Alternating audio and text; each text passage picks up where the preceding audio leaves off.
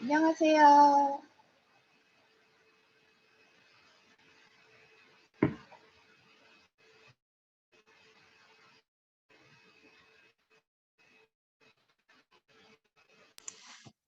지원이 어제 삼겹살 먹고 잔 것 같은데?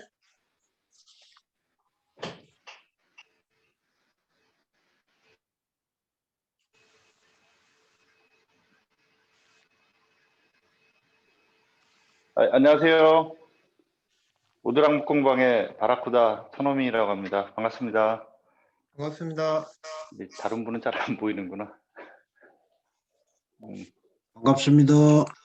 오늘은 이제 세 번째 이야기고요.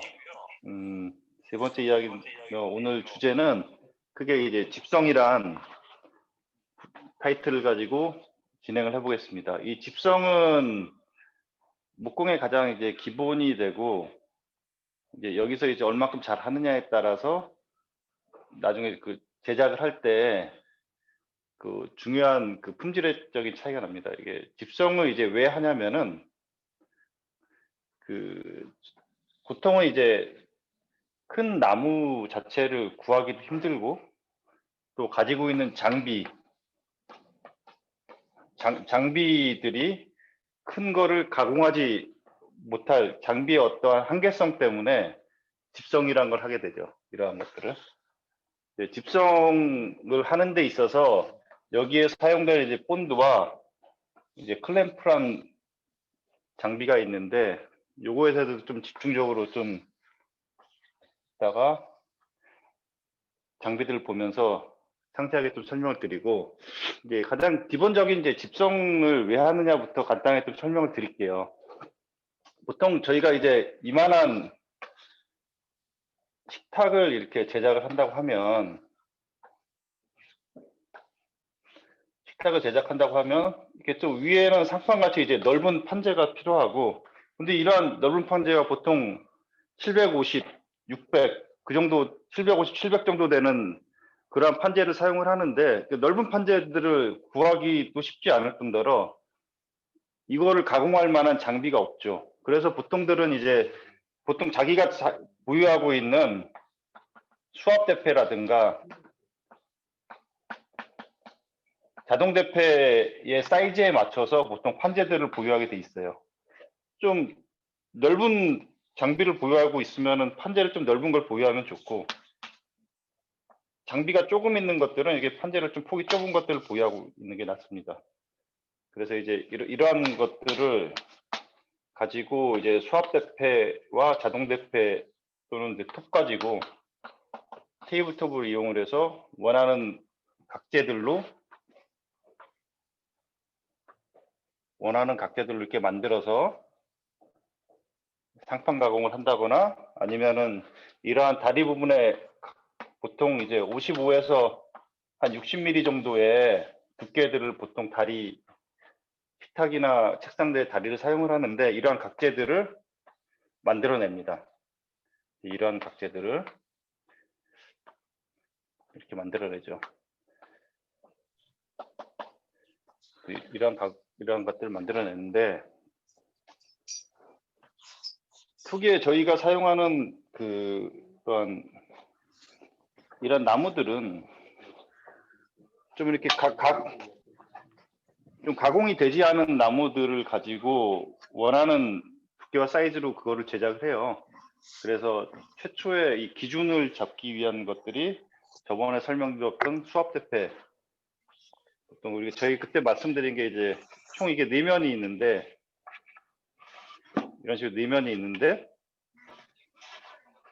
수압대패를 이용해서 이제 2면을 1번과 2번에 2면을 면을 잡아주고, 그 다음에 자동대패를 이용해서 3번 면을, 나머지는 톱을 가지고 4번 면을 잡아서 총 4가지 면을 잡습니다. 나머지 부분 이제 톱으로 잘라내서 그걸 맞춰주는 거죠. 최초에 이제 수압대패를 칠 때, 수압대패 작업을 할 때 이러한 부분들에 대한 작업이 잘 되지 않으면 서로 이 판재와 판재를 붙였을 때, 이게 판재와 판재를 붙였을 때 이제 면이 뜬다거나 뜬다거나 아니면 이렇게 휘어지거나 이 직각이 안 맞을 경우에는 이런 식으로 휘게 돼요. 휘어지거나 이렇게 되기 때문에 이러한 작업들은 많이 하면서 그거 노하우들을 터득하셔야 돼요. 이제 그렇게 이제 수압 대패와 자동 대패 톱을 이용해서 원하는 각대로 만든 다음에, 자, 그럼 보통은 이제 이렇게 하죠. 이렇게 해서 이제 붙이는데, 처음에 작업할 때는 보통 우리가 작업을 시작을 하게 되면은 모든 게 그래요. 그 가재단이 있고 그다음에 정재단이 있는데, 마찬가지로 이러한 판재를 가지고 우리가 각재를 만들 때에도 초기에는 수압대패나 그런 거 이용할 때는 날 높이를 좀 굉장히 좀 높게 잡습니다. 왜 그러냐면 시간이 없고 빨리 해야 되기 때문에 1mm 정도씩 막 이렇게 파요. 그래서 이제 러프하게 파고 이제 판재들을 한번 상판을 기준으로 했을 때 판재들 한번 쫙 나열을 해보죠. 이제 문양도 막 이렇게 있을 수 있고 그 문양도 예쁜 걸로도 고르기도 하고 해서 쫙 놓으면은 놓은 상태에서 이제 문양을 이제 이거를 맞추면은 이제 다 이제 맞추고 나면은 그 다음에 이 부분의 수압 대패를 실은 요 1mm 정도로 이렇게 가공이 됐던 거를 한 0.3mm 정도로 높여가지고 줄인 다음에 다시 정밀하게 한번 이 부분을 하셔야 돼요. 그래야지 이 면이 정확히 붙고 높낮이 밸런스도 정확히 맞습니다. 그리고 그 수압 대패를 보면 이러한 이제 정반이 있고 여기에 직각으로 된 정반이 있습니다. 이 직각으로 된 정반이 있죠. 그러면서 이렇게 부재를 쫙 밀고 나가면서 이 면을 기준으로 잡고 이 면을 기준으로 잡고 이렇게 해서 이 면을 이제 가공하게 되는데, 이게 이제 이 각이 실은 90도가 돼요. 정확히 90도가 돼야 되는데, 이거 90도를 누가 그 90도를 알 수가 있죠? 이 부분을 어떻게 보면 요 면이 90도가 돼야 되는데, 이게 착하신 분들은 이게 90도로 보일 거예요 아마. 그래서 이 90도가 돼야 되는데, 그래서 이러한 부분들을 보정을 하고 이게 정확하게 이제 뭐 89.9999가 될 수 있고 88도 막 그렇게 될 수도 있는데, 이러한 부분들을 이 기계 상태를 그대로 유지하면서 여기를 틈새 없게 또 정밀하게 할 수 있는 그러한 디테일한 작업들도 있습니다. 그거는 좀 설명하자면 좀 복잡하고 그런데 그거는 나중에 제가 좀 오시면 설명드리고, 그렇게 해서 이제 원하는 각재를 이 면에 틈새 없게 잘 가공을 한 상태에서 그 다음에 해야 될 게 이 본드입니다. 본드를 사용해서 이 면을 붙이게 되죠. 이 면을 본드 사서 붙인 다음에 그 다음에 설명드릴 이게 클램프라는 도구를 써서 꽉 조이게 됩니다. 이러한 부분들을. 이게 조이는 방법들도 있어요. 그냥 막 물린다고 해서 다 조여지는 건 아니고, 이따가 한번 도구들을 보면서 제가 설명을 드릴게요. 그렇게 하고 요 이제 판재들은 이제 이런 식으로 작업을 하게 되고, 다리 각재 같은 경우는 보통 저희가 일반적으로 쓰는 나무들은 1인치로 해서 럼버 형태로 해서 사옵니다. 보통 미국의 미국의 이게 럼버를 이렇게 사오면은 이게 1인치예요. 1인치 25.4mm 정도 되는 1인치인데 여기서 이제 왔다 갔다 해요. 여기에서 저희가 가공을 수압 대패나 자동 대패들을 가공을 해서 하면 보통 20에서 한 22mm 정도의 두께를 얻을 수가 있습니다. 22에서 22mm. 근데 보통 저런 탁 다리나 그런 것들은 55에서 한 60mm 정도 사용하기 때문에 면으로 보자면 요걸 한 3장 정도는 겹쳐서 써야 보통 55에서 한 60mm 정도의 두께를 확보할 수가 있어요. 그럼 이거를 이렇게 두꺼운 나무를 또 구하기도 힘들고, 또 집성을 하는 목적 자체에 또 중요한 요소 중에 하나가 나무를 휘지 않게 하는 거예요. 단일목으로 되어 있는 나무를 그냥 아무리 두꺼운 나무 놔둬버리면은 오랜 기간 놔두면 휘어버립니다. 오랜 기간 놔두면. 근데 3장의 나무를 붙이면은 덜 휘어요. 덜. 그래서 이제 휨성을 방지하기 위해서 집성을 하는 것도 있어요. 이런 식으로 이제 해야 되는데, 그래서 다리 하나를 만들기 위해서는 이러한 각재가 3개가 필요한 거예요. 나무 테이블 다리가 750 정도 된다고 하면 보통 730 정도 하겠네요. 상판이 있으니까. 이렇게 되고 여기 1인치 정도. 폭이 저희가 이따 한 60 정도로 만든다고 가정을 해보면 60을 만든다고 60을 자르면 안 돼요. 여기서 한 63이나 65 정도 사이에 길이로 잘라야 되는데 왜 더 크게 자르냐면 나중에 집성을 하고 본딩을 하게 되면은 서로 이제 다른 면의 나무들을 다른 면에다가 이제 본드를 바르고 딱 붙여서 여기에 클램프를 꾹 하면은 이 그대로 있으면서 그냥 잘 붙지가 않아요. 쫙 누르면서 이제 그 안에 본드가 밀려 나오면서 옆으로 쫙 이렇게 벌어집니다. 최대한 잡아주긴 하지만 그래도 약간 벌어져요.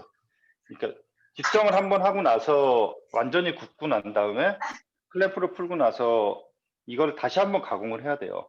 가공할 때 또 손실되는 부분들이 있기 때문에 이러한 63이나 65 정도의 폭을 가져갑니다. 길이도 마찬가지고 길이도 약간 아래로 이렇게 밀릴 수가 있어요.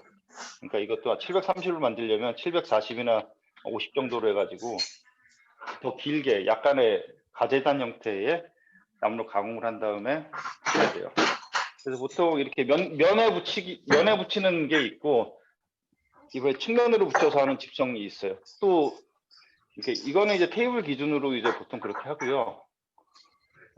보통 이런 도마 같은 거 요즘 보면 서로 이제 다른 나무들을 섞어서 이쪽에는 뭐 캄포, 이쪽에는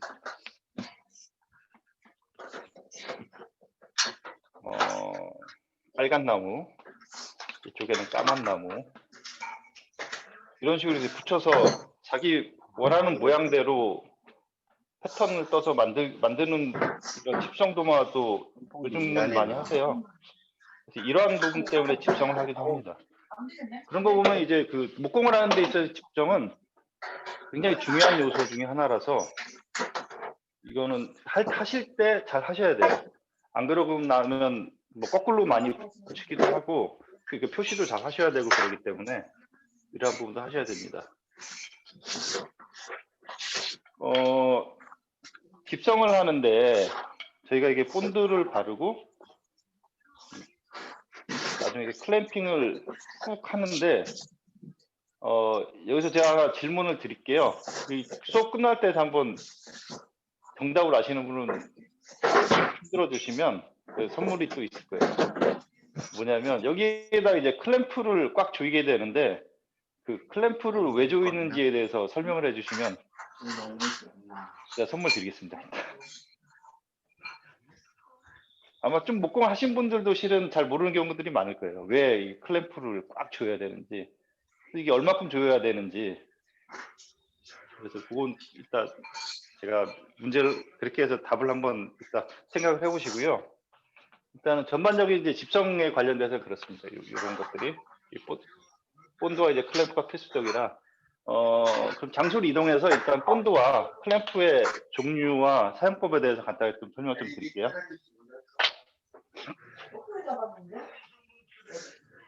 잡았구나.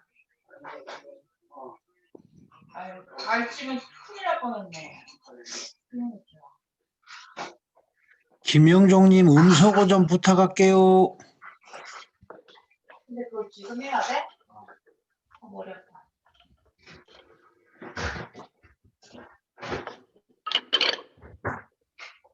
이제 안 보이는데 됐다. 장소를 이동했고요.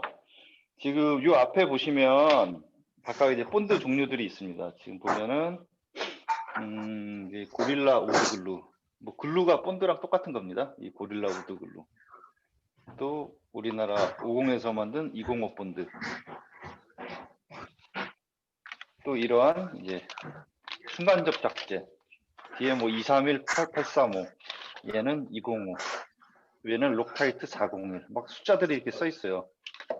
그리고 얘는 고릴라 우레탄 글루. 얘도 이제 고릴라 우레탄 본드죠. 이제 물. 좀 이렇게 공방에 자주 나오셨으면 펜 만들 때 이 우레탄 본드는 많이 써보셔서 잘 아실 겁니다. 각각 좀 설명을 드리면 이제 50 본드부터 좀 설명을 드리면 이 숫자들이 막 이렇게 본드 회사마다 이 숫자들이 막 세 자릿수 또는 네 자릿수로 이렇게 써 있는데 이게 의미하는 바가 뭐냐면 이렇게 회사마다 각각 다 틀려요. 회사마다 각각 틀리고 끝자리는 어떤 물성이나 그런 점착력 그런 것들이고 나머지는 굳는 시간 속도 그런 것들에 대한 겁니다. 이거는 그쪽 회사에 가면은 이 번호가 의미하는 게 뭔지 확인할 수가 있어요. 저희가 이제 많이 쓰는 것 중에 하나가 이제 얘는 이제 순간 접착제예요. 순간 접착제. 이 835번 같은 경우는 끝자리가 의미하는 게 점도를 뜻하는데 5번 정도 되면 이제 중간 점도의 점도입니다. 중간. 보통 물로 보자면 이제 이런 식으로 돼 있고요. 이게 끝자리가 1번인 완전히 물과 같이 돼가지고 굉장히 침투성이 좋아요.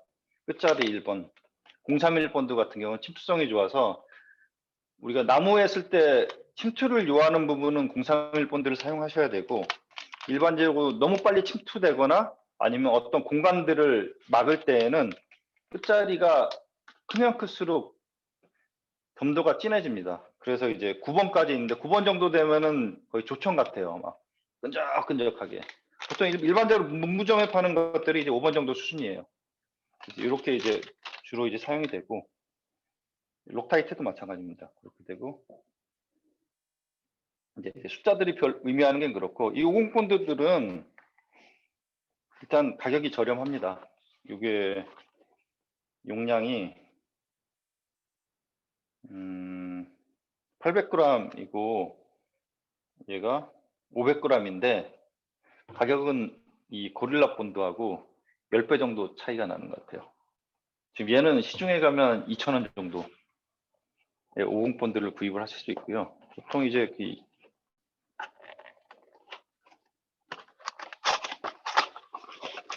이렇게 이제 현장에서 많이 사용하죠. 이런 것들은 비닐 뜯어가지고 이렇게 쓰고 나서 놔두면 여기 굳어가지고 딱 막히고 이제 50 본드 이런 50 본드를 사용을 하고 목공에서 사용하는 이제 목공용 접착제들은 다 수성입니다. 다 물에 녹아요. 이러한 것들은 그래서 이제 밖에서 외부에서는 사용할 수가 없어요. 물 맞으면은 바로 그냥 그 굳은 부분이 떨어지기 때문에 외부에서는 사용이 안 됩니다. 그리고 고릴라 본드는 한 10,000원 정도 해요. 500인데 10,000원 정도 해요. 그러니까 가격 차이 꽤 나죠. 얘는 800인데 2,000원이고 800g인데 보통 이제 고퀄리티의 작업을 하거나 그러한 것들은 이제 좀 본드를 좀 좋은 걸 사용하게 되고요. 좀 비싼 걸 사용하게 되고 이러한 것들은 좀 굳는 속도도 많이 느리고 가격이 저렴하기 때문에 그런 용도에 맞게 보통 많이 사용합니다. 인테리어나 그런 실내의 어떤 목재들을 사용하는 할 때 이런 본드를 많이 사용을 해요. 본드가 이 본드에 보면 항상 중요한 부분들이 표시가 되어 있는데 어떤 클램핑 타임이라고 있어요. 클램핑 타임. 아까 그 나무들을 서로 붙일 때 클램프로 꽉 잡고 있는데 이제 그 클램프로 잡고 있어야 최소의 시간을 알려줍니다. 여기에 보통 고릴라나 그런 것들은 보통 한 10분 정도 뒤에는 풀 수 있게 되지만 풀고 나서도 무리하게 힘을 가해주지 않는 그러한 시간들이 많이 표시가 되어 있습니다. 그거는 고릴라 본드는 한 10분 정도 되고 50 본드는 하루 정도 그냥 놔둬야 돼요. 이제 그렇게 사용이 되고 이제 이러한 순간 접착제들은 좀 사용에 좀 주의가 필요한데 이거는 그 본드가 기본적으로 이 순간 접착제 굳는 원리는 주변에 있는 습기를 빨아 들어와서 굳는 거예요. 그래서 보통 이 순간 접착제들을 바르고 나서 양면에 붙이고 나서 이제 물을 한번 주변에 확 뿌려주면은 확 굳습니다. 또 순간 접착제 경화자 이런 것도 그런 역할을 하는데 그렇게 이 본드를 바를 때 눈 가까이 대고 하면 아마 눈이 따끔따끔한 경우를 느끼신 분 계실지 모르겠는데 그런 경우들은 이제 눈에 수분이 빨려 나가가지고 눈이 좀 따끔거리는 거예요. 이 안에 있는 순간 접착제의 독성이 굉장히 셉니다. 굉장히 조심하셔야 되고, 저희가 엑시아 담당자를 만났을 때 제일 먼저 요구한 부분이, 제일 먼저 주의해야 될 부분이 이제 마스크 쓰고 하라는 얘기예요. 항상 이 순간 접착제는 독성이 되게 강하대요. 그래서 항상 여기 주의를 기울이셔야 되고, 아이들한테는 굉장히 좀 위험합니다. 아이들 주변에 절대 놓으시면 안 돼요. 그렇게 돼서 이렇게 사용을 하고, 그 다음에 이 순간 접착제는 또 굳으면은 약간 아크릴 성분으로 변해요. 딱딱하게 아크릴 성분처럼 변하기 때문에 처음에는 좀 이렇게 만질만질하고, 저희가 가공을 해놓은 만질만질하고 그런데 이 어떠한 그 스크래치라든가 그런 게 좀 이렇게 약합니다. 굉장히 강하진 않아요. 또 충격에 약해요. 깨져요. 근데 그런 성분들이 있다는 거 알고 계십시오. 그리고 하나는 요 고릴라 우레탄 글루. 얘도 가격이 꽤 비쌉니다. 이 정도 되면 13,000원 정도 할 거예요. 굉장히 작은 용량인데. 얘도 이제, 얘는 보통은, 김경희님 오셨네요. 반갑습니다. 이 고릴라 본드는 보통은 이러한 우드글루나 그런 것들은 나무와 나무를 붙였을 때 보통은 이제 한쪽 면이나 양쪽 면에다가 본드를 발라서 잘 붙여주면 되거든요. 양쪽 면에 이제 본드를 보통 바릅니다. 한쪽 면에 묻지 않은 부분이 있을 수 있기 때문에 보통은 양쪽에 발라가지고 본드를 바르고, 마찬가지로 50 본드도 이제 마찬가지입니다. 그런 식으로 이제 같이 양면에 본드를 붙여서 서로 붙이게 됩니다. 근데 이 우레탄 본드는 굉장히 얘는 이제 야외에서도 사용할 수 있고, 얘네들이 얘기하는 게 종이와 고무를 제외한 나머지는 다 붙일 수 있다고 돼 있어요. 우레탄 본드는 또 실외에서 사용이 가능합니다. 약간 성분이 틀려서 그런지 한쪽 면에는 물을 바르게 되어 있고, 그러니까 이런 스프레이나 그런 것들로 이제 물을 바르는 거죠. 스프레이 같은 거. 한쪽 면에는 본드를 바르게 되어 있습니다. 본드를 이런 식으로 바르는 거예요. 그 다음에 꽉 붙여주면 이 본드의 최대의 그 품질을 얻을 수가 있어요. 고영희님.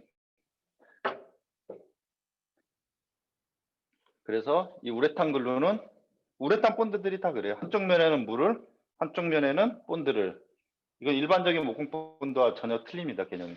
그래서 그렇게 해서 꽉 붙여주면, 보통 우레탄 본드는 다른 양의 한 3, 4배 정도가 부풀어 올라와요. 막 우레탄처럼 보글보글 올라와가지고, 그게 붙여지는데 보통 2시간 정도 지나면 한 80% 정도가 굳고, 하루 정도 지나야 이제 100% 굳는 걸로 나와 있어요. 2시간 정도 뒤면 웬만한 작업들은 다 가능합니다. 이런 우레탄 글루가 있고,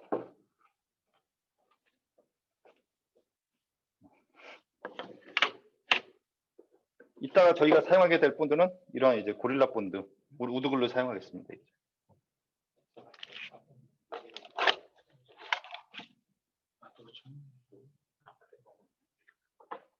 그 본드는 요 정도 수준에서 이제 워낙 종류들이 많고 다양하기 때문에 제가 다 설명드리고 저도 다 써보지는 못했어요. 그래서 요 정도 수준에서 본드에 대한 질문이 있으시면 말씀을 해주시면 제가 아는 만큼 답변을 해드릴게요.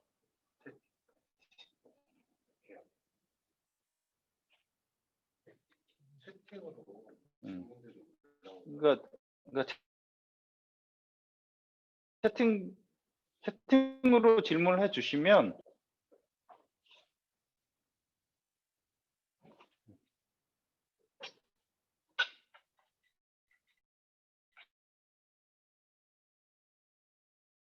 본드와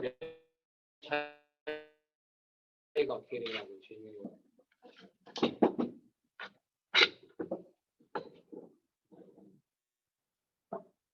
본드는 어떤 단면들을 붙이기 위한 용도로 보통은 사용되는 거고, 레진 같은 경우는 이제 폴리우레탄이나 그런 것, 우레탄 쪽을 많이, 이영재 우레탄을 많이 사용을 하는데, 그 본드 용도로도 사용 가능합니다. 다만 저희가 그 목공이나 그런 쪽에 성형을 하기 위해서 또 많이 사용이 되는 것 뿐이지, 본드로 또 사용이 안 되는 건 아니에요. 그 자체도 이제 충격에 좀 약하기 때문에 충격이 있는 곳에 많이 쓰이는 것보다는 어떤 그 굉장히 고강도로 붙일 수 있는 그런 부분에 많이 사용을 해요. 보통 세면대 같은 경우도 일반의 아파트나 그런 데 세면대 사용하는 경우도 아래쪽에 구조물 없이 그 세면대 자체를 벽에다 붙여서 그 레진으로 팍 넣기도 해요. 요즘에는 이제 목공에 많이 사용하는 게 그 레진에다가 그 안에 알료나 그런 것들을 섞어서 색을 주어서 도마나 플레이팅 만드는 데도 사용하기도 해요. 요즘 많이. 근데 요즘엔 한참 인기들이 많아가지고 많은 부분들이 사용되고 있습니다.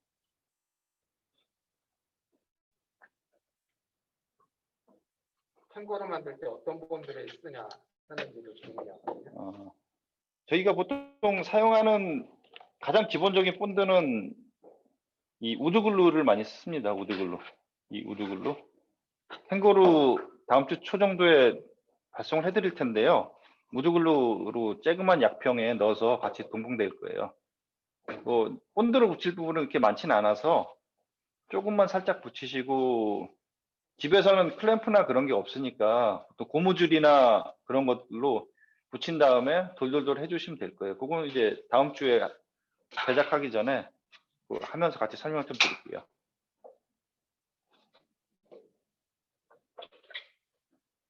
우드글루는 이제 물에 녹기 때문에 실은 물에 녹기 때문에 물이 있는 수분이 많은 곳에 가면 시간이 가면 갈라집니다. 이런 본드 바를 때 저희가 이 칫솔이나 이런 롤러 같은 것들을 저희 사용을 하는데 이제 항상 이게 물에 담가놔요. 사용하고 굳지 않으라고. 그래서 수용성입니다. 캥거루 만들 때는 그 본드가 거의 뭐 눈곱만큼밖에 안 들어가기 때문에 그 뭐 안전성 이런 거는 크게 신경을 안 써도 될 것 같아요.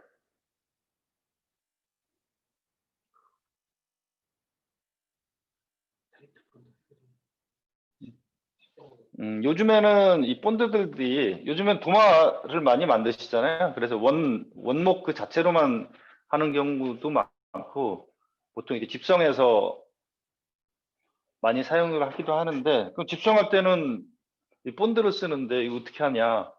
보통 그런데 집성할 때 사용할 수 있는 본드들이 많이 나옵니다. 그 타이트 본드 3나 이런 고릴라 본드들이 그 용도에 맞게 해서 나와 있는 거예요. 보통 이제 타이트 본드 이런 3나 이런 고릴라 본드 이런 것들이 도마나 그런 거 제작해서 집성 도마를 만들 때 많이 사용을 해요. 이거는 어떤 인증기관에서 다 인증을 받은 거기 때문에 그걸 믿고 사용을 하는 겁니다.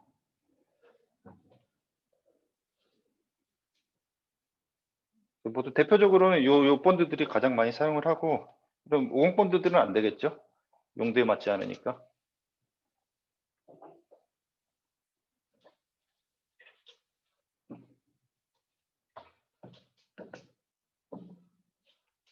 본드의 어떤 성분 그런 내용들을 정확히 알고 사용하시면 그 재미있습니다. 그런 것들이.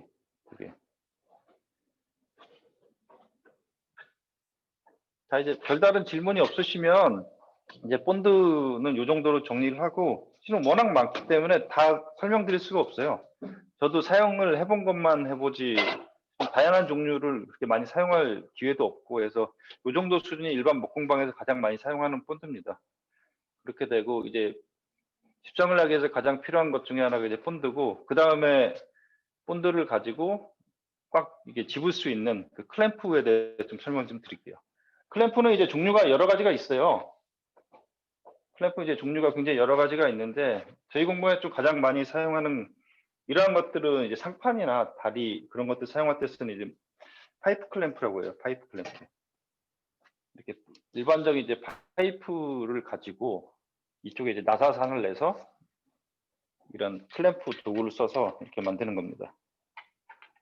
파이프 클램프는 기본적으로 이제 구조가 이렇게 이제 조이는 부분이 있고 이제 왔다 갔다 이제 밀고 이런 식으로 얘를 이제 붙잡고 밀면 뒤로 빠져요. 이런 식으로. 딱 길이에 맞게 딱 한 다음에 이렇게 조여주면 앞으로 가면서 꽉 조여지게 됩니다. 굉장히 경제성이 있으면서 굉장히 힘이 세요. 얘는 파이프 클램프가.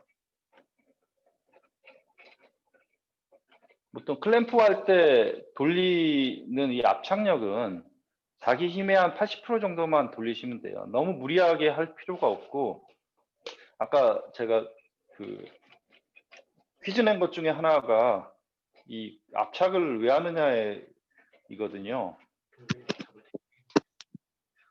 다 올렸어요, 답을? 그런 건 아니죠? 이 압착을 왜 하느냐가 이게 누가 댓글을 질문하셨어요. 뭐라고요?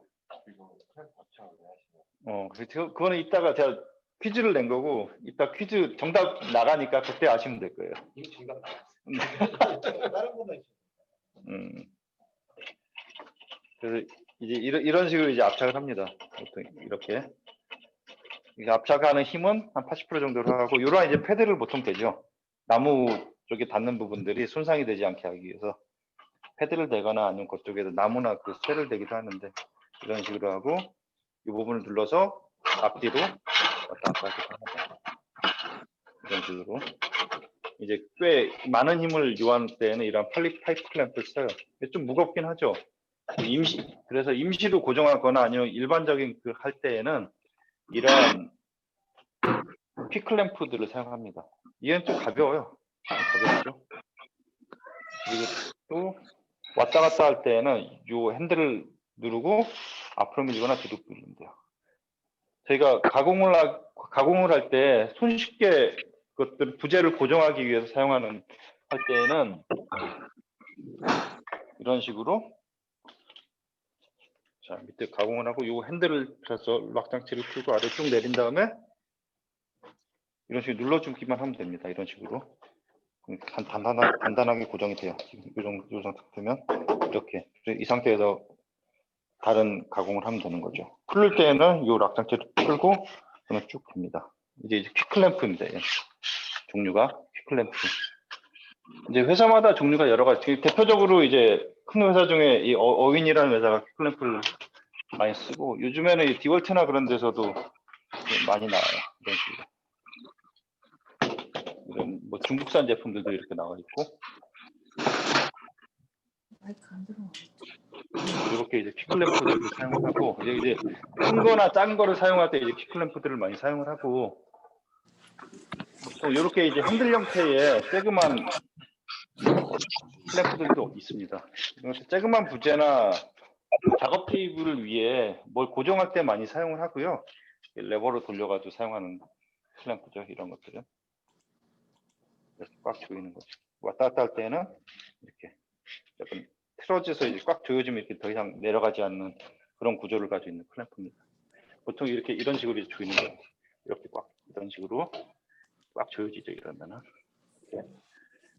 이제 이런 형태의 클램프들이 이제 길이별로 이렇게 쫙 있는 거고, 이런 것들은 이제 라쳇형 클램프라고 해서 얘도 마찬가지로 핸들을 쭉 아래로 내리고 얘는 레버를 딱 당깁니다. 그럼 이런 식으로 꽉 고정이 되는 거예요. 풀릴 때는 얘를 눌러서 딱 고정을 풀고, 이거는 보통 이런 형태를 사용을 하게 되는데, 그러한 것들이 이제 이러한 워킹 테이블과 같이 쓸 수 있게 만들어져 있는 건데, 그런 것도 여기 안에 품 안에 이 라켓 끝부분을 집어넣은 다음에 이런 것들을 앞에 쭉 대고 덮으면은 꽉 고정할 수도 있습니다. 이런 식으로. 이런 식으로 편하게 쓸 수 있는 라켓 클램프가 있습니다. 이런 식으로. 이렇게 해서 여기 위에서 톱질을 한다거나 꽉 고정할 때 바이스 역할을 할 수도 있는 거죠. 이런 것들이. 풀릴 때는 얘를 눌러서 누르고 빼주고 빼다가 빼고 이런 형태의 이제 라쳇형 클램프가 있습니다. 이렇게 해서 이제 판대를 고정할 때 요 위에도 이렇게 고정해서 할 수도 있고요. 이렇게 굉장히 단단한 힘을 받습니다. 이게 목공용뿐만 아니라 철공용도 많이 써요. 실은 이런 라쳇 클램프들은. 그래서 뺄 때는 요 버튼을 꼭 누르고 제끼면 빠집니다.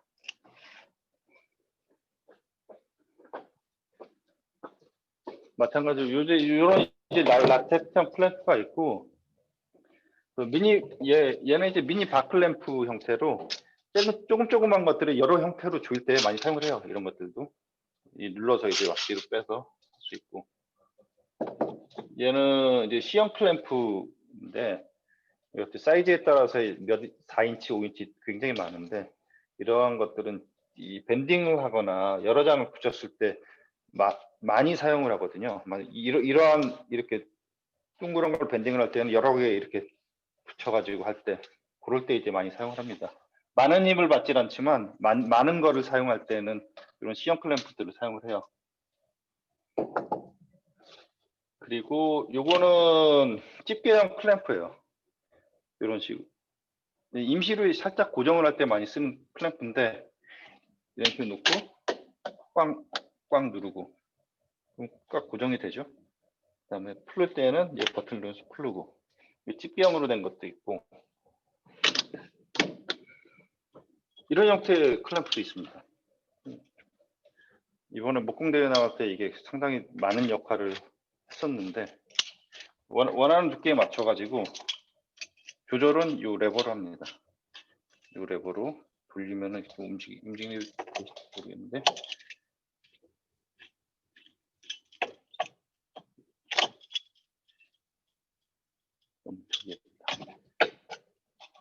이런 식으로 꽉 누르면 고정이 돼요. 쉽게 풀 수가 있어요. 딱 해서 풀고 딱 이렇게 조이기도 하고 그러면 이쪽이 잘 안 움직여요.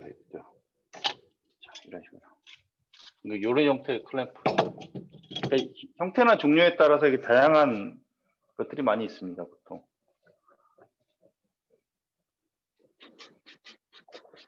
이제 그렇게 해서 이제 보통 집성을 하게 되고요.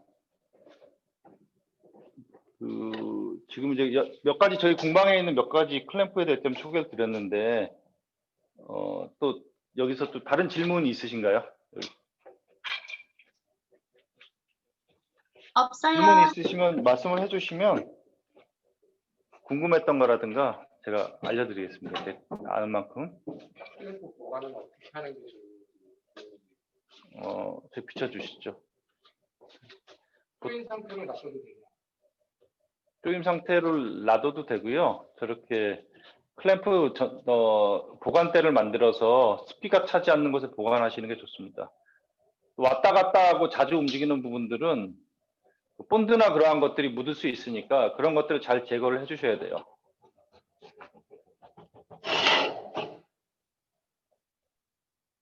또 너무 무리하게 그 클램프에 성능보다 너무 무리하게 힘을 가하시면 안 됩니다. 너무 무리하게 힘을 가하거나 그러면 이 성능보다 너무 무리하게 힘을 가하거나 그러면 얘는 실은 쬐그만 힘을 가해서 쓸 수 있도록 만든 건데 너무 무리하게 가해서 지금 많이 바 자체가 휘어 있죠. 보시면 이런 식으로 그 성능 이상으로 이거를 힘을 줘 버리니까 이게 완전히 휘어 버렸어요. 이러한 부분들을 할 필요가 없는 클램프임에도 불구하고 무리하게 힘을 가하거나 이래서 이러한 부분들이 이렇게 휘어버린 겁니다. 이러한 부분들이 이렇게 휘었죠. 이렇게. 요 돌려주세요. 여기가 어느 정도 되는 보통 저런 T클램프의 경우에는 길이에 따른 가격이 약간 차이가 있는데 보통 2만 원에서 한 4만 원 사이 정도 하고요. 저런 어윈이나 디월트 저런 종류들이 또 파이프 클램프는 보통 파이프를 제외한 파이프 클램프는 파이프를 제외한 나머지 부분이 요게 이제 파이프를 제외한 나머지 요 두 부분인데 얘는 보통 15,000원에서 2만 원 정도 해요. 요거 파이프가 가공하면 그게 또 따로 별도로 돈이 들어가는데 그게 많이 차이는 안 나는 것 같아요. 또 손쉽게 빼서 쓸 수 있기 때문에 길이도 이제 원하는 대로 파이프만 있으면은 만들 수 있습니다. 이런 미니 클램프들은 보통 한 2만 원 초반 그 정도 해요. 이런 것들은 뭐 모든 기구나 툴들이 그렇듯이 사용자가 관리가 어떻게 잘 하느냐에 따라서 틀리고요.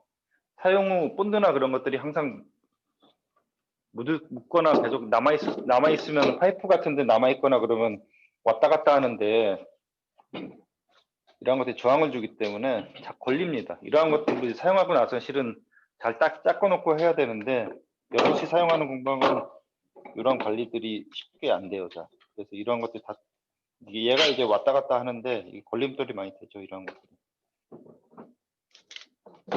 그래서 이제 관리를 잘 하셔야 돼요. 정기적으로 저희는 이러한 것들을 그라인더로 갈아내거나 그렇게 하고 있습니다. 파이프 클램프들은.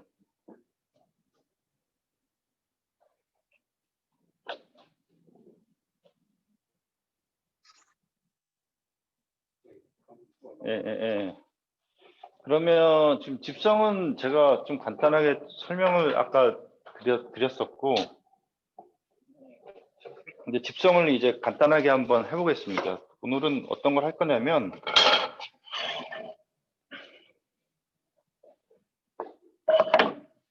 자, 지금 이러한 나무, 저희가 이제 캄포 나무인데, 여기가 실은 살짝 갈라졌어요. 갈라져가지고 좀 애매해서 제가 여기다 표시를 해놓은 상태에서 잘랐습니다. 근데 도마로 쓰기에는 폭이 좀 좁으니까 제가 이제 집성 도마로 만들어 보려고 간단하게 이 파덕이란 나무와 이 오크를 이용을 해서 집성 도마를 간단하게 만들어 보겠습니다. 이런 형태로 해서 수압과 자동 대패 톱을 이용을 해서 이 모양을 각재를 만들었고요. 각재를 만든 거 높이는 얘보다 살짝 높게 만들었습니다. 이 집성을 할 때 이러한 부분이 밀리거나 하면은 정확하게 평평하게 맞출 수가 없기 때문에 약간 이거보다는 더 크게 가공을 해야 돼요. 나중에 이제 본딩이 다 끝나고 가공이 끝나면 그걸 다시 한번 수압이나 자동 대패로 가공을 해야 되기 때문에 그러한 부분들을 감안해서 약간 더 크게 한 1.5mm 그 정도 약간 더 크게 만들어 놨어요. 그래서 이러한 형태로 해서 집성을 해보겠습니다. 지금 이러한 부분들을 이렇게 간단하게 한번 해보는 거예요. 이런 형태로 이 정도만 해볼게요. 자, 그럼 지금 여기에서 좀 미리 준비가 돼 있는데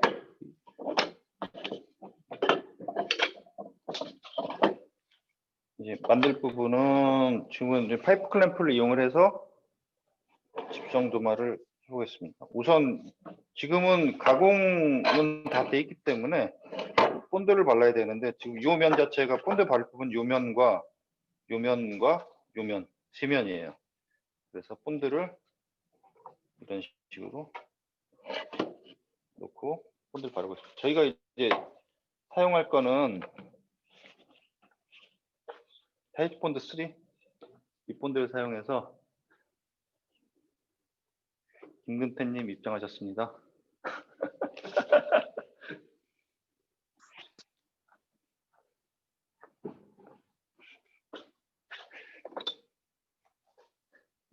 이 본드를 사용하면 이 앞부분이 이게 항상 굳어요. 그래서 사용하고 나서 두면 굳기 때문에 보통은 다 사용하고 나서 물티슈나 그런 걸 닦아내는 게 가장 좋고요. 그 다음에 이제 안 되면 이렇게 플라이어 같은 걸 이용을 해서 이 부분들을 위로 올려줍니다. 얘는 이제 올려주면 열려요. 다 닫으면 이렇게 내려놓고 이 상태로 이제 미국 제품들이 그렇게 만들 이런 형태로 밀어내서 안에 있는 본드를 밖으로 밀어내는 거죠. 굳지 않게 이런 형태로 이제 위로 올려놓고 본드를 하고 있습니다. 지금. 자,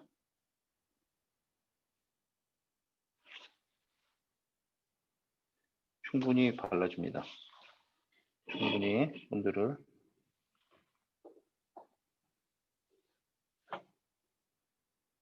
본드를 바를 때 지금은 제가 본드를 나무에다가 계속 흘리고 있는 거고요. 그 다음엔 골고루 좀 펴줘야 돼요. 골고루. 자, 지금 본드를 이 정도 바르고 넉넉하게 발라주세요. 본드는 바르고 나서 이제 막 흘러나와야 되거든요. 자, 이 상태에다 두고 이런 이제 소를 이용을 하거나 아니면 넓은 면 같은 경우는 이런 롤러를 이용해서 하게 돼요. 넓게 롤러를 이용해서 하거나 이렇게 해서 사용을 하고 충분하게 이제 본드가 안 묻은 곳이 없을 정도로 해서 충분하게 펴줘야 돼요. 이러한 것들을.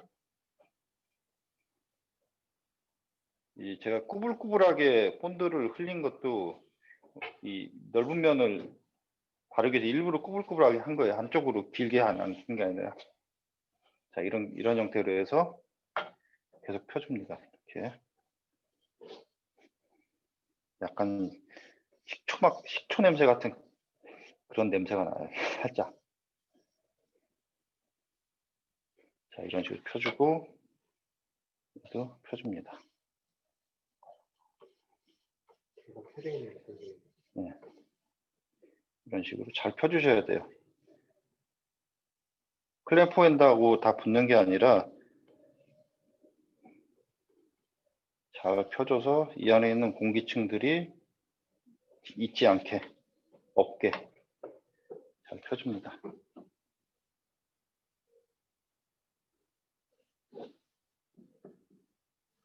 자, 이런 식으로 잘 펴줍니다.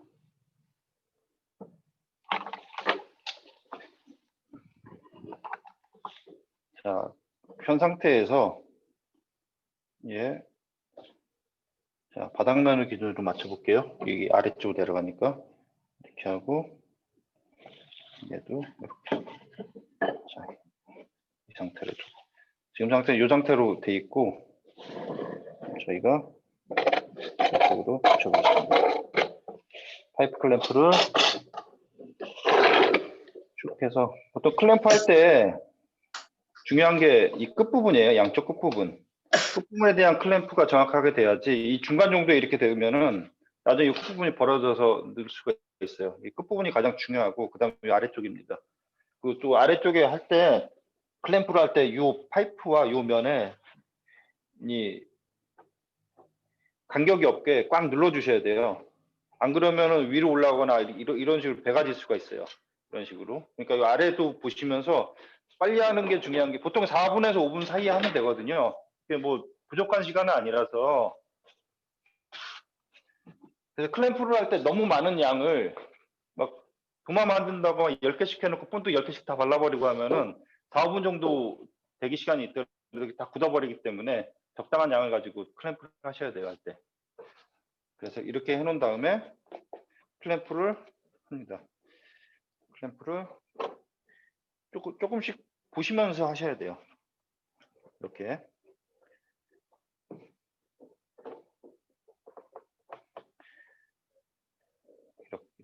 이런 형태로 아래쪽에도 잘 되는지 꼭 확인하고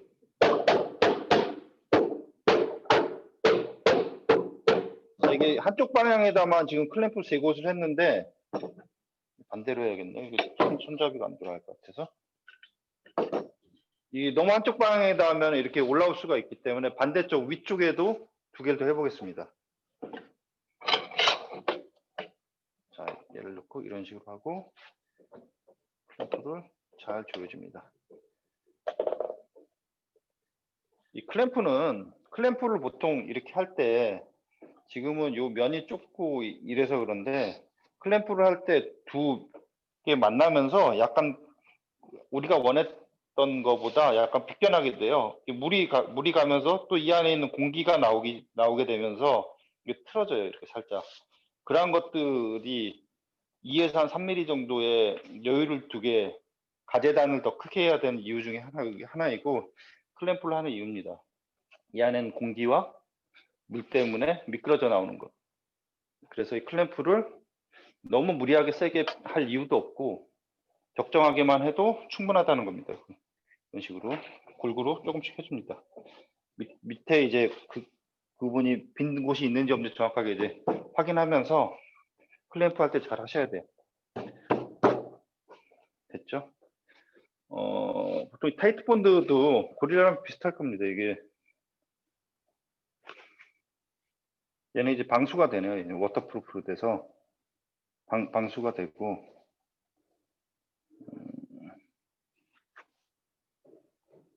그래서 한 10분 정도면은 아마 클램프 타임이 다 끝날 겁니다. 자, 이렇게 해서 작업이 다 끝난 거는 이제 10분 뒤에 풀면 되고, 이렇게 이제 했더니 지금 이게 어제 실은 이게 제가 클램프 작업을 해놓은 거예요. 이렇게 이제 얘를 한번 더 풀어볼게요.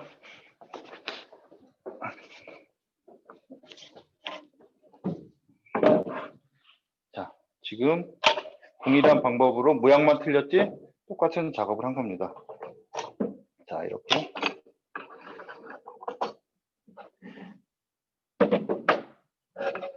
클램프를 풀었습니다. 이제 이런 식으로 되면 이제 본드 같은 것들도 흘러나오고, 여기 단차도 져 있고 그래요. 지금 보면 요거는 이제 그 클램프 면 쪽에 있는 거고, 이 본드들이 이렇게 흘러나오죠. 이런 식으로. 이런 식으로 흘러나옵니다. 이제 이러한 것들을 이렇게 나오면 이제 여기도 튀어나와 있기도 하고, 이제 나머지 이제 후가공이 계속 필요한 부분들이에요. 이 자체를, 이체 자체를 가지고 바로 쓸 수는 없기 때문에. 그래서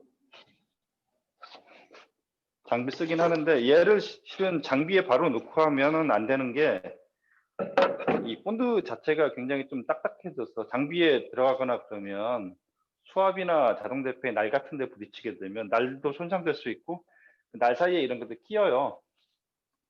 또 수압이나 자동을 칠 때 이러한 볼록볼록한 것들이 수압이나 자동 칠 때 굉장히 걸림돌이 되고, 오히려 나무들 더 많이 갈아먹을 수 있기 때문에 이런 것들, 이러한 도구를 사용을 해서 긁어줍니다. 이름이 뭐였죠? 갑자기 생각, 맞아. 스크래퍼. 보통 스크래퍼라고 그래요. 스크래퍼라고 해서 이런 식으로 보통은 이렇게 밀어서 사용을 해요. 이런 쪽에서.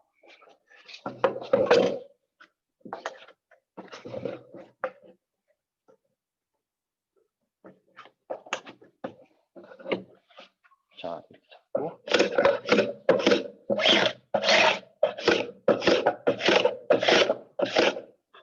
뭐 이러한 뭐 말굽 형태의 이런 것도 괜찮습니다. 이런 식으로 이렇게 걷어내서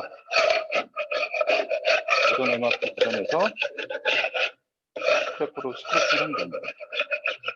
그런 것도 사용하기도 하고. 이런 식으로 이제 걷어내고.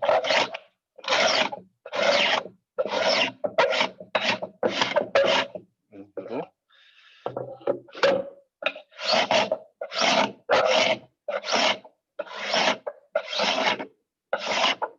이 스크래퍼 자체도 어느 정도 대패 효과도 있기 때문에 이런 식으로 이제 다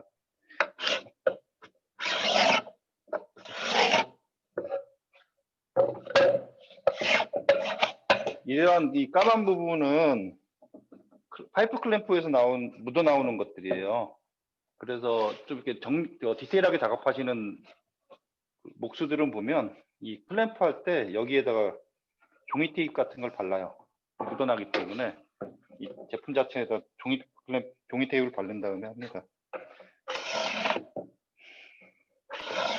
제가 아까 설명드릴 때 클램프를 사용해야 되는 이유가 나왔는데 잘 들으신 분들이 계세요. 자, 지금은 클램프가 다 끝나서 이 안에 있는 본드들을 이 스크래퍼나 이러한 도구를 이용을 해서 다 제거를 했습니다. 이런 도구를 이용해서 제거를 했고, 이제 그 다음에 해야 될 게 이 면을 다시 한번 잡아야 돼요. 이쪽 면을.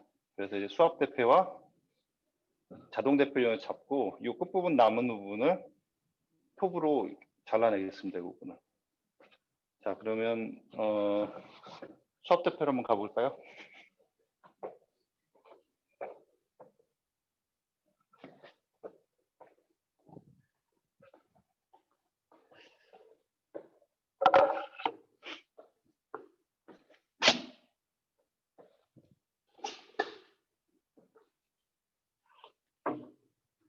이 수압 대패는 일전에도 말씀을 좀 드렸는데 공방에서 이제 가장 위험한 도구 중에 하나입니다.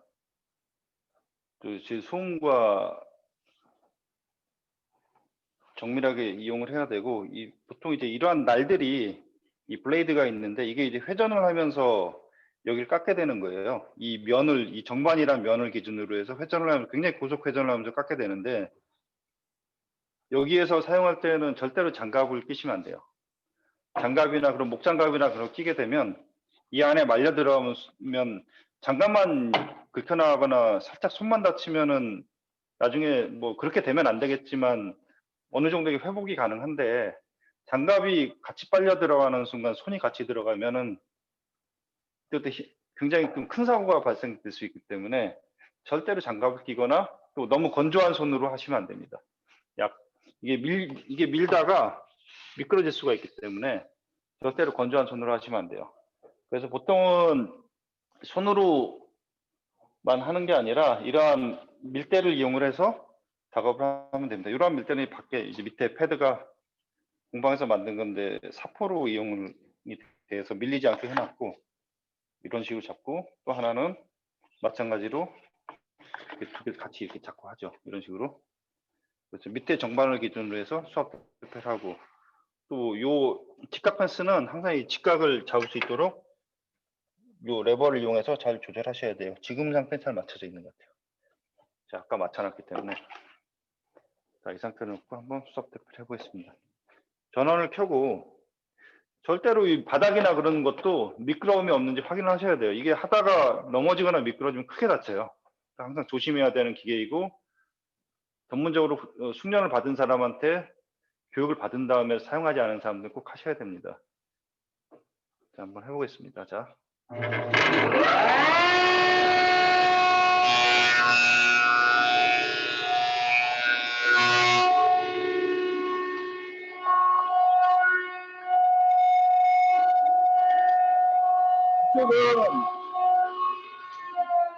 이쪽은 바닥면이라 지금은 손으로 잡혀 있어요. 보시면 그렇죠? 네, 한 번만 더 해볼까요? 끝쪽 부분만 살짝 그런데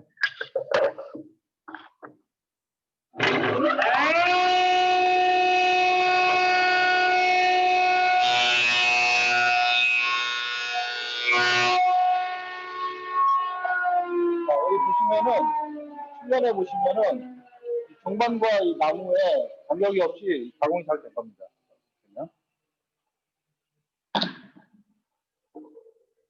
자, 이 상태를 보면은 깨끗이 잘 돼 있죠? 아까 거기. 예, 좋습니다. 자, 이번에 이 표면에 있는 이 직각을 잡아야 되는데 얘는 지금 방금 가공된 부분의 면을 이쪽에 직각 정반 쪽에 밀착을 한 상태에서 이 부분이 이제 제일 중요해요. 여기서 이제 떨어지면서 이렇게 가면 별 의미가 없겠죠. 직각이. 그래서 항상 여기 밀착을 하면서 쭉 밀고 나가야 됩니다. 밀 때 이제 이 손이 제일 중요해요. 왼손이 보통 받치고 가는데 이게 아래로 떨어지거나 미끄러지거나 그러면 큰일 나거든요. 보통 이렇게 잡고 위쪽으로 이렇게 들어야 돼요. 살짝. 이쪽으로 힘의 방향을 약간 위로 주면서 벽 쪽을 밀면서 이런 식으로 가야 돼요. 이게 아래쪽으로 항상 향하면 안 됩니다. 이거를 누른다고 계속했다가 잘못하면 미끄러지면 큰일 나요.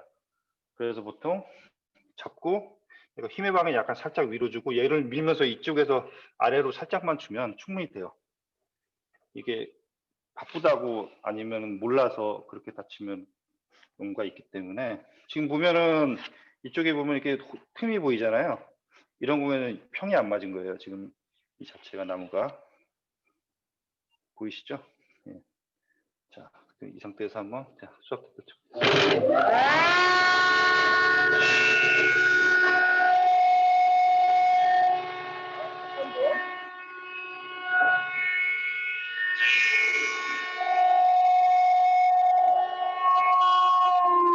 보시면 지금 아까 떠 있는 공간이 없이 수압 대표로 정확하게 지금 잡혀 있는 상태입니다. 여기 보시면.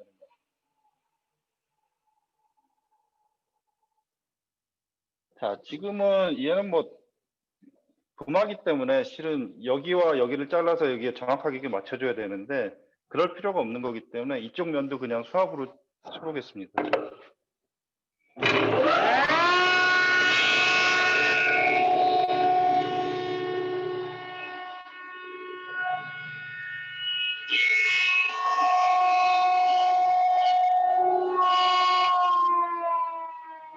윗면도 정확하게 잡히죠. 지금 그러면 요 옆면 중에 아랫면과 양쪽 면은 지금 다 가공이 된 상태이고, 그러나 요 윗면은 아직 가공이 되지 않은 상태예요. 윗면은. 전체적으로 두께를 바르게 잡기 위해서는 수압 대패보다는 이 자동 대패를 이용해서 전체의 두께를 정확하게 한번 맞춰보겠습니다. 지금 자세히 보시면 이게 막 튀어나와 있어요. 이런데 여기 보시면 이 부분을 이제 자동 대패를 써서 해볼게요. 자동 대패는 이제 이 롤러를 이용해서 정반의 높낮이를 이용해서 깎아냅니다. 그래서 요러한 레버를 이용해서 정반 높이를 조절하면서, 자, 이게 또 여기는 보통 여기도 보면 이 위쪽에 이러한 형태로 큰 칼날들이 4개가 들어가 있어요. 이러한 칼날들이 굉장히 고속 회전을 하면서 이렇게 깎아내게 돼 있죠. 이 앞쪽은 이제 피더라고 그래서 밀어내는 역할을 하는 이 피더가 있고, 뒤쪽도 마찬가지입니다. 그래서 얘는 이 피더를 통해서 이렇게 밀려 내려가지만 아래쪽 정반이 장마철이나 습기가 많을 때, 비 올 때, 그런 때들은 여기가 이제 뻑뻑해지기 시작하면은 앞으로 진행하는데 문제가 생기거나 제대로 가지 않을 수가 있거든요. 그래서 이 정반의 상태는 항상 좀 미끄러지기 쉬운 소재로 계속 정반은 정확하게 관리를 해줘야 됩니다. 그리고 이 기계는 우리가 항상 쓰면서 이게 먼지들이 묻어 있으면 주변에 습기를 흡수를 해요. 그렇기 때문에 이 정반 위에 먼지가 많은 상태를 그대로 두게 되면 그런 습기들을 계속 빨아들여서 정반 자체가 굉장히 뻑뻑해져요. 또 비가 많이 오거나 그러면 금방 또 녹이 슬어 버립니다. 그래서 사용이 다 끝나면 에어나 그런 걸 이용을 해가지고, 에어도 이제 물이 나오지 않는 상태를 확인을 한 다음에 써야 돼요. 장마나 그런 때들은 외부의 공기를 흡입해서 압축 공기가 나오게 되는데, 그러한 것들 없이 그냥 쏴버리면은 정반 위에다 물을 뿌리는 것밖에 안 되니까, 어느 정도 이렇게 쭉 뿌리고 나서 물이 나오지 않는 걸 확인한 상태에서 기계 위에 정반을 항상 깨끗하게 관리 유지를 해야 됩니다. 목수에 있어서는 어떻게 보면 굉장히 목숨과 같은 중요한 부분이에요. 가장 기준이 되는 부분이기 때문에 관리를 잘해야 됩니다. 그래서 여기에다 대고 어떤 용도의 작업을 하거나 뭐 손대패를 저기 산다든가 본드 묻은 걸 여기 위에다 정반이 평평하다고 거기에다 놓고 뭘 한다든가, 그건 목수로서 좀 자질이 없는 것 같아요. 그런 건 굉장히 좀 소중하게 생각을 하고 써야 됩니다. 정반은 이제 그렇게 해야 되고. 자, 이제 한번 여기는 볼게요. 집중기를 켜고.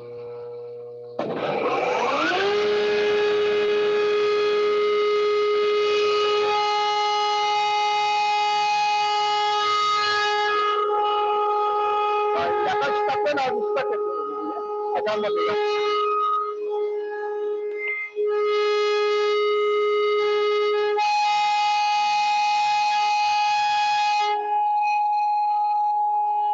자, 보시면 엄청 끝이겠어요. 근데 여기가 아직 남아있죠?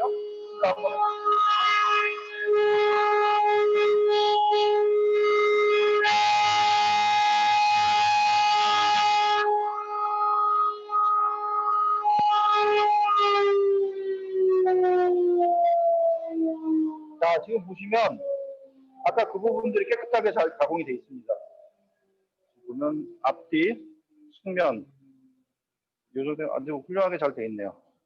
이쪽은 이제 이 끝부분 좀 나간 부분이랑 집정하면서 가재단을 좀 크게 한 부분을 더 잘라내고 양쪽 부분 잘라내면 정확하게 이제 육면체가 되는 거죠.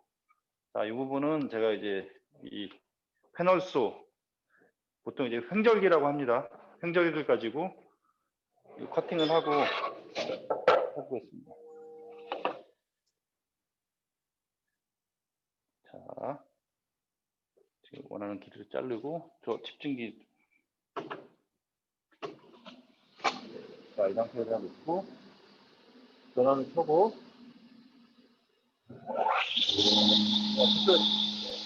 자,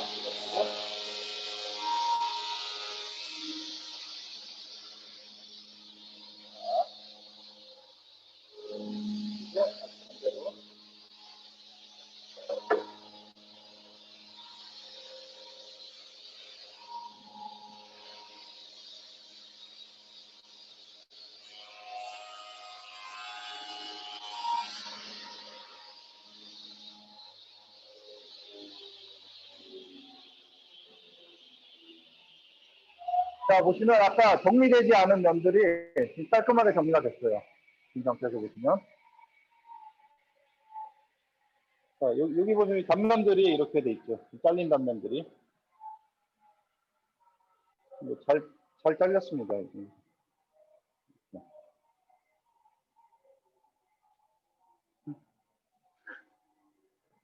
보통 이제 나무는 보면은 뭐 이 상태로는 자르기는 어려워요, 손으로. 근데 이 상태로는 푹 치면 이거 부러집니다.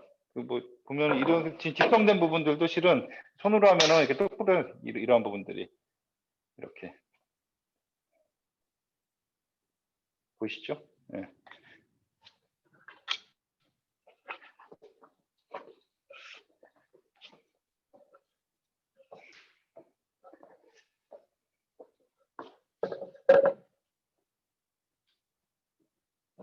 자, 지금 오늘은 이제 목공에 가장 기본이 되는 그 가공 후에 집성을 하는 데 사용하는 본드와 또 클램프, 또 집성하는 방법, 그 집성이 다 끝난 후에 본드가 다 굳은 후에 마무리하는 것, 그렇게 중요한 것들을 배우셨어요. 여기에는 이제 조금씩 자기 다 해나가면서 기본적인 원리를 알고 자기 걸 만들어가면은 또 하면은 이게 발전된 목공을 할 수 있을 겁니다. 이게 가장 기본적인 것들이라 복잡하게 또 할 수 있고 자기 원하는 디자인을 만들 수가 있어요.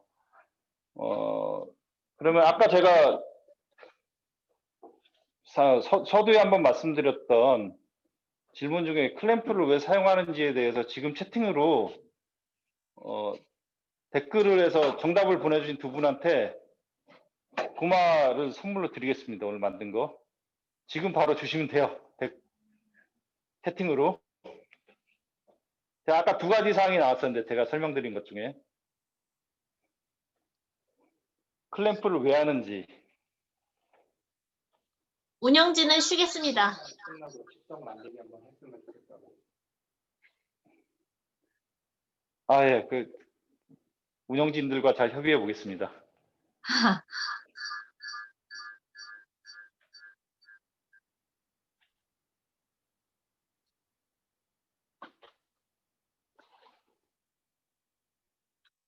아, 이종호 님이 제일 먼저 글을 주셨네요.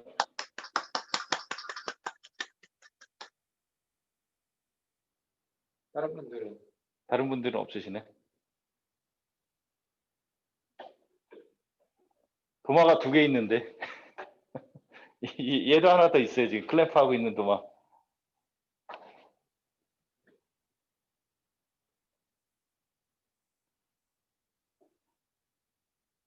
오, 양병환님 쓰신다. 네. 아, 이종호님과 양병환님 말씀이 다 맞으세요. 네. 실은 제일 중요한 부분의 하나가 공기를 빼는 일이에요. 공기가 안에 머물러 있으면 그 부분이 본딩이 제대로 안 되기 때문에 공기를 밖으로 밀어내면서 그 밀어내는 힘 때문에 약간 부재가 틀리게 돼 있어요. 뒤틀리게. 그래서 이제 중요하게 그렇게 하는 거고, 클램핑 할 때의 그 힘이란 거는 너무 과도하게 주실 필요는 없어요. 장비에 손상만 갑니다. 그럴 이유가 전혀 없기 때문에 이렇게 하시면 돼요. 이종호님이랑 양병환님은 제가 이번에 할 때 선물 같이 보내드리겠습니다. 좀 축하드립니다. 이종호님은 그때도 한번 받으시면 맞아, 첫 번째 할 때 인정한 택배가 엄청 커지겠네요. 양병환님이 두 분 다 첫 번째 때. 아, 그러셨군요. 아, 관심들이 많으셔서 그런 걸로 알고 항상 많은 관심 가져주십시오. 그렇게 됐고, 집성에 관련돼서 코로나 이후에 하자는 의견이 있으셔가지고 운영진들과 협의해서 재밌는 방향으로 한번 끌어가 보겠습니다. 다른 질문이 혹시 있으십니까?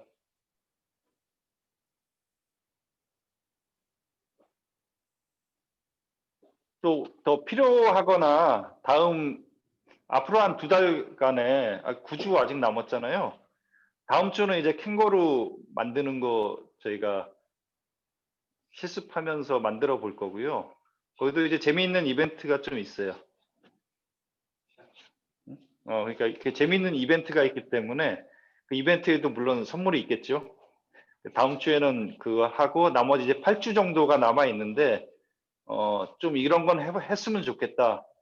좀 더 관심이 이런 것들은 있다라고 얘기를 해주시면 저희가 그거는 반영해서 한번 교육의 과정에 넣도록 할게요.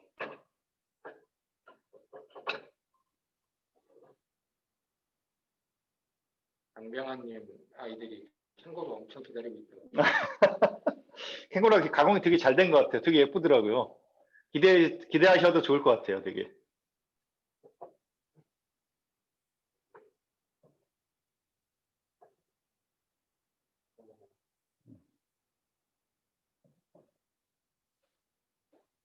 좀 더 이제 관심이 있다거나 그러시면 공방에 놀러 오시면 이 집성이 되게 중요해요, 실은. 집성을 어떻게 하고 또 어떤 식으로 하느냐에 따라 뒤틀림이라든가 좀 작업의 마감도라든가 그런 게 결정될 수 있기 때문에 뜬목공 회원분들은 목공을 많이 하셔가지고 나중에 그런 부분 쪽에서도 같이 뭘 큰 거를 좀 만들어 본다거나 그것도 재미있을 것 같긴 해요. 식탁 그런 거 만들까요? 충분히 할까요? 식탁도 되겠죠. 예, 그런 거 뭐 어려운 건 아니니까. 그런 것들. 좀 시간이 좀 필요할지 뭐 몇 주 과정을 하면 재밌을 것 같아요. 서로 시간 내서 하면.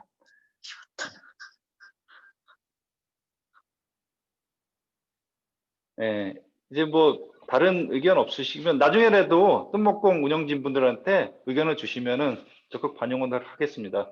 오늘 이게 3번째 같이 했는데요. 다음 주에는 좀 더 재미있게 다음 주에 이제 캥거루 기대하셔도 좋을 것 같습니다. 그럼 다음 주에 뵐게요. 수고하셨습니다. 수고하셨습니다.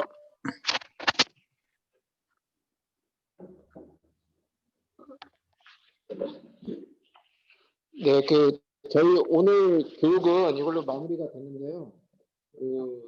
저번에 미리 저희가 공지를 많이 못 드렸는데 잘 안 들려요. 저희가 3주차에부터 이렇게 제작하고 뭐 이렇게로 공지를 드렸었는데 블루투스 멀어져. 그다음에 재료 보내드리는 일정을 제가 미리 공지를 못 해드렸었어요. 그래서 재료는 월요일 다음 주가 아무것도 안 들려요. 발송이 될 예정이고, 그리고 선물 이벤트 당첨되신 분들은 재료 마이크를 뺏어와야 되는데. 해가지고 수령하실 수 있게 그렇게. 마이크 지금 선생님이 갖고 계신 것 같아요. 그러니까. 영기 오빠 아무것도 안 들립니다. 혼자 말았어요. 말 하나도 안 들려요. 허령아 좀 말씀 좀 드려줘. 허령아. 언니. 제가 얘기하는 게 하나도 안 들렸나요? 예. 네 맞습니다. 네. 다시 한번 말씀드리면 저희 공지 재료 보내드리는 공지 일정이 조금 변경이 됐는데 그거 미리 전달을 못 해드렸는데 그거 다음 주 돌아오는 화요일 정도까지는 발송이 될 겁니다. 그래서 재료 보내드릴 때 이벤트 당첨되신 분들 선물도 같이 넣어서 보내드릴 거니까 그렇게 참고해 주시면 되고, 이제 3주차 끝났고 다음 주에 이제 만들 텐데 그때 완성되면은 아이들이 또 좋아할 거고 그럴 것 같습니다. 그래서 오늘 참석해 주셔서 감사하고요. 코로나 때문에 건강 조심하시고 건강하게 다음 주에 또 뵙겠습니다. 고생 많으셨습니다. 안녕.